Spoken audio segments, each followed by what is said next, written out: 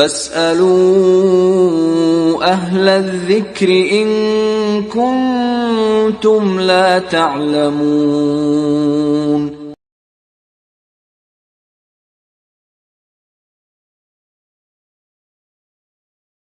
إن الحمد لله نحمده ونستعينه ونستغفره ونعوذ بالله من شرور أنفسنا ومن سيئات أعمالنا. من يهده الله فلا مضل له ومن يضلل فلا هادي له. وأشهد أن لا إله إلا الله وحده لا شريك له وأشهد أن محمدًا عبده ورسوله.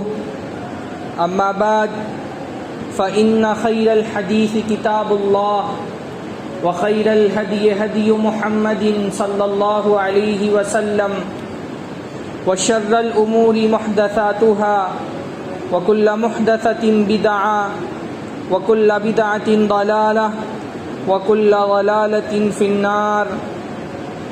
اعوذ باللہ السمیع العلیم من الشیطان الرجیم من ہمزہ ونفخہ ونفثہ. بسم اللہ الرحمن الرحیم. واعبد ربک حتی یأتیک الیقین. سب سے پہلے ہر طرح کی حمد و ثنا، عظمت اور بزرگی، کبریائی اور بڑائی اللہ رب العزت کے لیے لائق اور زیبا ہے، جس کی نعمتیں بے شمار ہیں، جس کے احسانات ان گنت اور لگاتار ہیں، جس کی کرم فرمائیوں کو شمار نہیں کیا جا سکتا. اللہ نے فرمایا وَإِن تَعُدُّوا نِعْمَةَ اللَّهِ لَا تُحْصُوهَا. اگر تم یہ چاہو کہ اللہ تعالیٰ کی نعمتیں گن لو تو اللہ تعالیٰ کی نعمتیں گن نہیں سکتے. فرمایا وَأَسْبَغَ عَلَيْكُمْ نِعْمَهُ ظَاهِرَةً وَبَاطِنًا. اللہ تعالیٰ نے اپنی نعمتیں تم پر نچھاور کر دی ہیں، تم پر انڈیل دی ہیں اپنی نعمتیں. ظَاهِرَةً وَبَاطِنًا. اللہ تعالیٰ کی یہ نعمتیں ظاہری بھی ہیں اور باطنی بھی ہیں. وہ بھی نعمتیں ہیں جن کے نعمت ہونے کا تم کو احساس اور شعور ہے، اور بہت ساری نعمتیں ایسی بھی ہیں کہ تم کو پتہ نہیں ہے کہ اللہ تعالیٰ کی یہ بھی نعمتیں تمہارے اوپر ہیں. اللہ کی نعمتیں اور اللہ تعالیٰ کے کمالات اتنے سارے ہیں کہ بندہ اپنی زندگی کا ایک ایک لمحہ اگر اللہ تعالیٰ کی عبادت میں لگا دے تو اللہ تعالیٰ کی حمد کا، اس کی ثنا کا، اس کی عبادت کا، اس کی تعظیم کا حق ادا نہیں ہو سکتا. اللہ نے اتنی نعمتیں ہم پر کی ہیں کہ اگر ہم پوری زندگی اللہ رب العالمین کے حضور سجدے میں پڑے رہیں تو بھی اللہ تعالیٰ کی شکر گزاری کا ذرہ برابر بھی حق ادا نہیں ہو سکتا. بلکہ اگر اللہ تعالیٰ ہم کو شکر گزاری کی توفیق دے دے، اس پر بھی اللہ رب العالمین کا شکر بنتا ہے، کیونکہ بغیر اللہ تعالیٰ کی توفیق کے بندے کو شکر گزاری کی بھی توفیق نہیں ملتی. اللہ کا شکر کرنے کی توفیق مل جائے، اس پر بھی اللہ تعالیٰ کا شکر بنتا ہے کہ اللہ نے ہم کو یہ توفیق دے دی کہ ہم اللہ تعالیٰ کا شکر ادا کریں. عبادتوں کی جو بہت سارے مقاصد ہیں ان میں سے ایک مقصد یہ بھی ہے کہ بندہ عبادتیں کر کے اللہ کے حضور شکریہ ادا کر رہا ہوتا ہے کہ اللہ تیرا بڑا احسان ہے، تیری بڑی نوازش ہے کہ اللہ تعالیٰ تو نے یہ نعمتیں ہم کو عطا فرمائی ہیں. اور اس پر بھی اللہ تعالیٰ کا شکر بنتا ہے کہ اللہ توفیق دے دے شکر کی. اس لیے جنت میں جنتی جب جائیں گے تو کیا کہیں گے؟ الحمدللہ الذی ہدانا لہذا وما کنا لنہتدی لولا ان ہدانا اللہ. اللہ کی ساری تعریفیں جس نے اس کی ہدایت ہم کو دی، اس جنت تک آنے کا راستہ ہم کو بتایا، جس نے ہمارے جسم کو، ہمارے دل کو، ہماری زبان کو شکر گزاری کی توفیق دی. اللہ ہدایت نہیں دیتا تو پھر ہم اس ہدایت کو خود سے نہیں پا سکتے. آپ سوچئے کم از کم یہ کتنی بڑی اللہ تعالیٰ کی نعمت ہے کہ ہم کو یہ پتا تو ہے کہ نعمتیں کہاں سے ملتی ہیں، ہم کو یہ پتا تو ہے کہ ان نعمتوں پہ شکر کس کا ادا کرنا ہے. ٹھیک ہے شکر کا حق ہم سے ادا نہیں ہو سکتا، پر اللہ تعالیٰ کی یہ نعمت بہت بڑی نہیں ہے. کافر کو دیکھیں اور اس کے مقابلے میں اس نعمت کا ادراک کریں کہ کافر نعمتیں اللہ کی کھا رہا ہے، شکر کسی اور کا ادا کر رہا ہے. اللہ کی نوازشوں پہ پل رہا ہے، سر کسی اور کے سامنے جھکا رہا ہے. اللہ نے یہ دین دے کر کے، ایمان کی ہدایت دے کر کے، توحید کی یہ نعمت دے کر کے کتنا بڑا ہم پر احسان کیا ہے کہ ہم کم ہی کر سکتے ہیں، ہم زیادہ نہیں کر پاتے، لیکن کم از کم شکر گزاری میں سر جھکتا ہے تو صرف اللہ کے سامنے جھکتا ہے.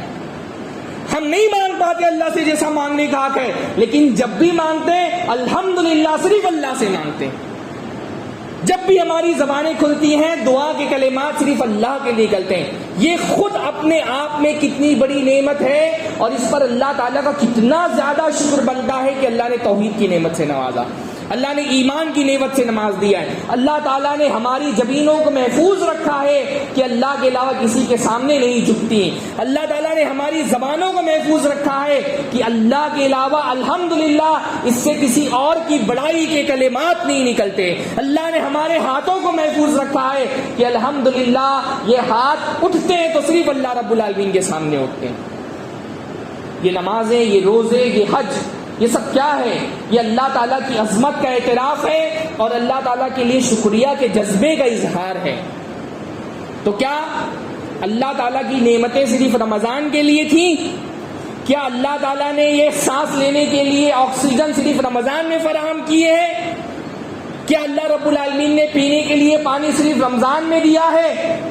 کیا اللہ رب العالمین نے کھانے کے لیے کھانا صرف رمضان میں دیا ہے؟ کیا ہم صرف رمضان میں اللہ تعالیٰ کی نعمتوں کے محتاج ہیں؟ رمضان اپنے آخری پڑاؤ پر آ چکا ہے. 4-5 دن کے بعد رمضان کا یہ بابرکت مہینہ ختم ہو جائے گا، اور رمضان کی اس بابرکت مہینے کے ختم ہونے کے ساتھ وہ جو اللہ تعالیٰ کی طرف سے مہینے بھر کا اہتمام تھا وہ اہتمام بھی ختم ہونے والا ہے.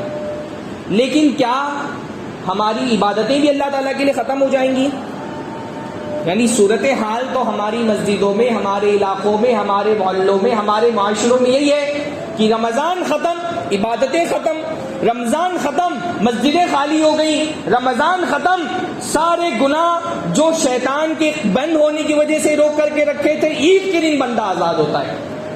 یعنی یہ اللہ تعالیٰ کی کتنی بڑی ناقدری ہے کہ ادھر رمضان ختم ہوتا ہے، ہم کو لگتا ہے کہ اب ایمان ختم ہو گیا، اب اسلام ختم ہو گیا. اللہ کے بندو، کیا اللہ تعالیٰ صرف رمضان کا رب ہے؟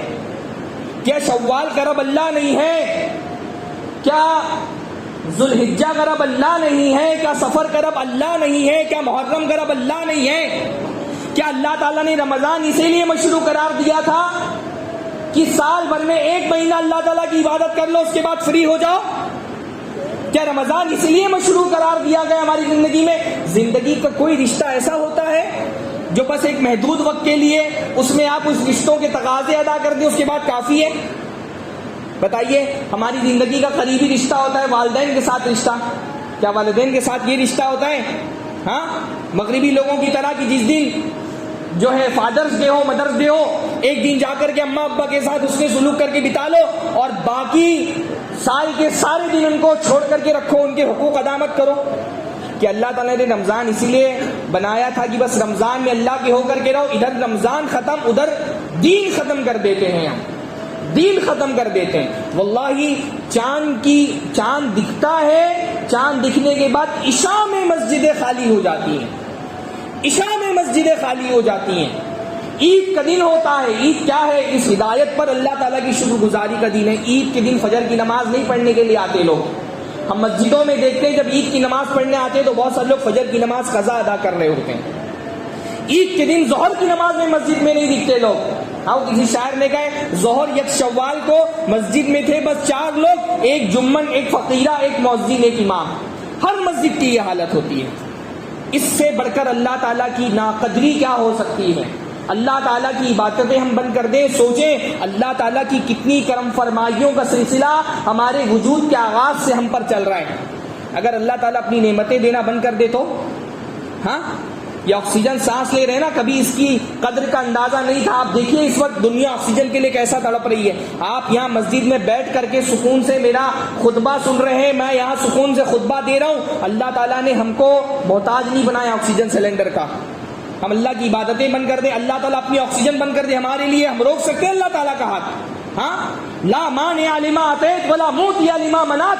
اللہ تعالیٰ تو دینا چاہے تو کوئی روک نہیں سکتا, تو روک دے تو کوئی نہیں دے سکتا ہے.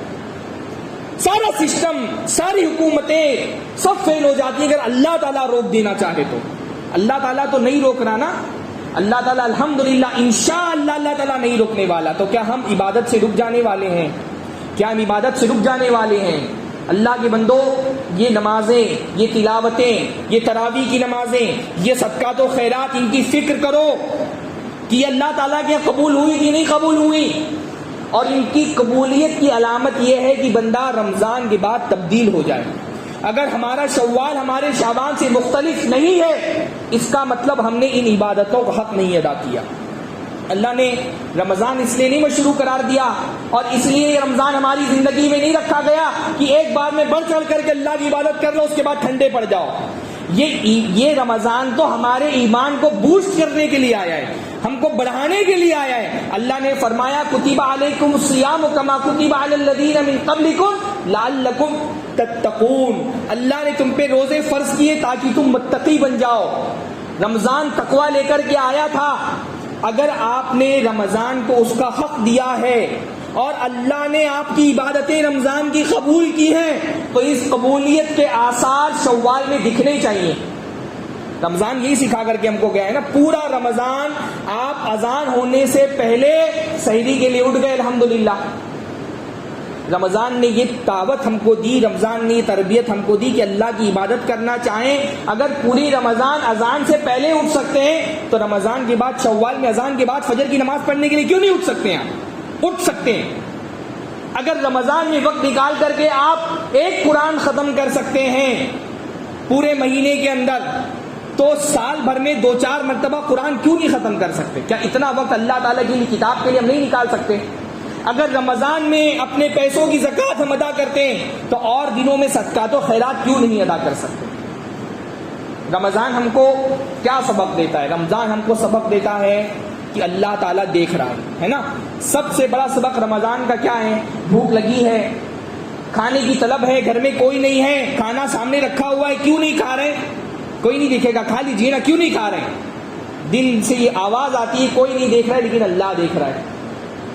سوچئے آپ بندے کا اللہ تعالیٰ کو دیکھنے کا استحضار اور ایمان کتنا مضبوط ہے.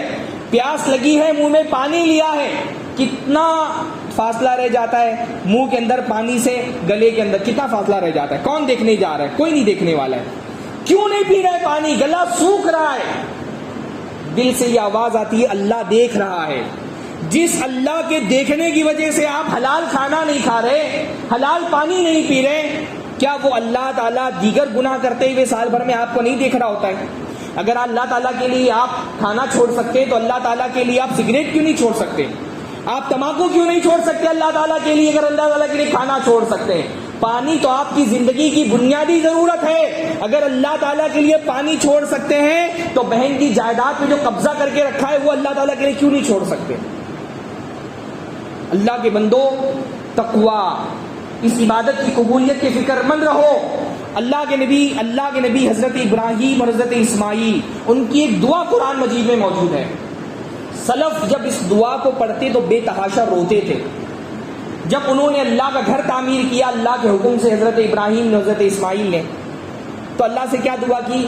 ربنا تقبل منا انک انت السمیع العلیم. اے اللہ تعالی, ہم نے تیرا گھر بنایا ہے, ہماری طرف سے اس عبادت کو قبول کر لے. سلف روتے تھے کہ یہ کون انسان دعا کر رہا ہے عبادت کی قبولیت کی؟ اللہ کا خلیل ہے, اللہ کے حکم سے اللہ کا گھر تعمیر کر رہا ہے, پھر بھی ڈرا ہوا ہے کہ پتہ نہیں میری یہ عبادتیں, یہ میری اللہ کے گھر کی تعمیر اللہ کی بارگاہ میں قبول ہوگی کہ نہیں قبول ہوگی, اور رو رو کر کے اللہ سے دعا کر رہا ہے. اللہ سے دعا کر رہا ہے. ہم کو کیا پتا ہماری نمازیں قبول ہوئی کہ نہیں قبول ہوئی؟ بہت سارے روزہ رکھنے والے, ان کو قیامت کے دن روزے کی جگہ بھوک اور پیاس کے علاوہ کچھ نہیں ملے گا. کیا پتا ہم کو ہماری نمازیں قبول ہوئی کہ نہیں ہوئی, ہمارے سجدے قبول ہوئے کہ نہیں قبول ہوئے, ہماری تلاوتیں قبول ہوئی کہ نہیں قبول ہوئی. سلف بعض مرتبہ عید کے دن جو ہے نا, بہت سارے اسلاف کہا کرتے تھے اگر مجھے یہ پتا چل جائے کہ ایک سجدہ میرا اللہ تعالیٰ نے قبول کر لیا ہے, مجھے دنیا کی ہر نعمت سے زیادہ محبوب ہو جائے گا ایک سجدہ. کیونکہ اللہ نے فرمایا انما یتقبل اللہ من المتقین، اللہ تعالیٰ متقیوں کی عبادت قبول کرتا ہے.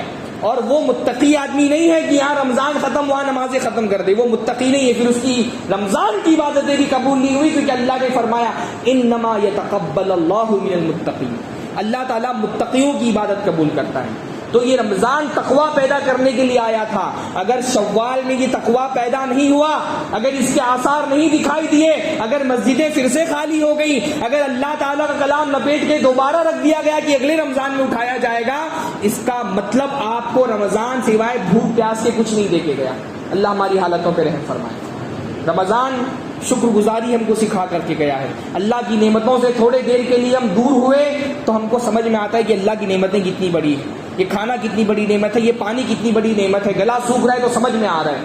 اللہ تعالیٰ کا شکر ادا کریں کہ اللہ تعالیٰ نے زندگی میں یہ نعمتیں کتنی آسانی کے ساتھ آپ کو فراہم کی ہیں. رمضان ہم کو اجتماعیت کا درس دیتا ہے. دیکھیے اللہ تعالیٰ کے یہاں کوئی چھوٹا بڑا نہیں ہے. اذان ہوتی ہے، جس کے گھر میں چٹنی روٹی ہے وہ بھی ہاتھ روک لیتا ہے، جس کے گھر میں بریانی بنی وہ بھی ہاتھ روک لیتا ہے نا. اللہ تعالیٰ کے یہاں کوئی کسی کو ایڈوانٹیج نہیں حاصل ہے کہ تم امیر آدمی ہو تم 1 گھنٹہ زیادہ کھانا کھا سکتے ہو، 1 گھنٹہ زیادہ سحری کر سکتے ہو. رمضان ہم کو یہ بات کا درس دیتا ہے کہ مسلمان سارے کے سارے برابر ہے اللہ کی نظر میں. اہل ایمان سارے کے سارے برابر ہے، بلکہ انسان سارے کے سارے برابر ہے. اللہ کے یہاں کوئی چیز اگر بندے کو بلاتی ہے تو وہ تقویٰ بلاتی ہے، ورنہ نہ آدمی کا کلر کوئی میٹر کرتا ہے اللہ کے یہاں، نہ اس کا خاندان میٹر کرتا ہے، نہ اس کی زبان میٹر کرتی ہے. یہ اجتماعیت کا درس رمضان ہم کو دیتا ہے اور اس کو سیکھنے کی ضرورت ہے. اللہ تعالیٰ سے دعا ہے کہ اللہ تعالیٰ ہم سب کو دین کا صحیح فہم عطا فرمائے. اللہ تعالیٰ ہماری رمضان کی عبادتوں کو قبول کر لے. اللہ تعالیٰ اس رمضان کی برکت سے ہمارے دلوں میں اصلی تقویٰ اللہ تعالیٰ پیدا کر دے. اللہ تعالیٰ ہم کو اپنے ان بندوں میں سے بنا لے جو متقی ہیں، کیونکہ اللہ تعالیٰ نے جنت متقیوں ہی کے لیے رکھی ہے. جو متقی، اللہ نے فرمایا اعدت للمتقین، جنت متقیوں کے لیے رکھی گئی ہے. اللہ کے نبی صلی اللہ علیہ وسلم نے فرمایا کہ پورا نہیں کر سکتے، سددوا وقاربوا، اپنا کم سے کم جتنا ہو سکتا ہے دینے کی کوشش کرو. سددوا کا مطلب ہوتا ہے 100% نہیں کر سکتے 90% کرو، 95% کرو. اور یہ جان لو کہ اللہ تعالیٰ کو محبوب عمل کون سا ہے؟ ادومھا وان قل، اگر کم بھی ہو تو ہمیشہ برابری کے ساتھ ہو. اللہ تعالیٰ ایسی عبادتیں پسند نہیں کرتا کہ مہینے میں 1 مرتبہ تو بہت تیز عبادتیں کر دی اور جیسے ہی رمضان ختم ہوا سمندر کے جھاگ کی طرح بیٹھ گئے. نہیں، اللہ کا سامان اللہ کے نبی نے فرمایا بہت مہنگا ہے. اللہ ان سلعۃ اللہ الغالیہ، اللہ ان سلعۃ اللہ غالیہ، جان لو کہ اللہ کا سامان بہت مہنگا ہے. 1 مہینے کی عبادتوں میں اکیلے نہیں مل جانے والا، اس کے لیے زندگیاں لگا دینی ہے، تب جا کر کے اللہ کی جنت مل جانے والی ہے. اللہ ہم سب کو اس کی توفیق عطا فرمائے کہ ہم اللہ تعالیٰ کی شکر گزاری رمضان کے بعد بھی جاری رکھیں. اللہ تعالیٰ اس کی توفیق نصیب فرمائے کہ رمضان جو سبق ہم کو سکھانا چاہتا تھا اس کو ہم سیکھیں اور عبادت کی قبولیت کے آثار شوال میں ہماری کردار پر جاری ہو. اقول قولی ھذا واستغفر اللہ لی ولکم ولسائر المسلمین واستغفروہ انہ الغفور الرحیم وآخر دعوانا ان الحمد للہ رب العالمین.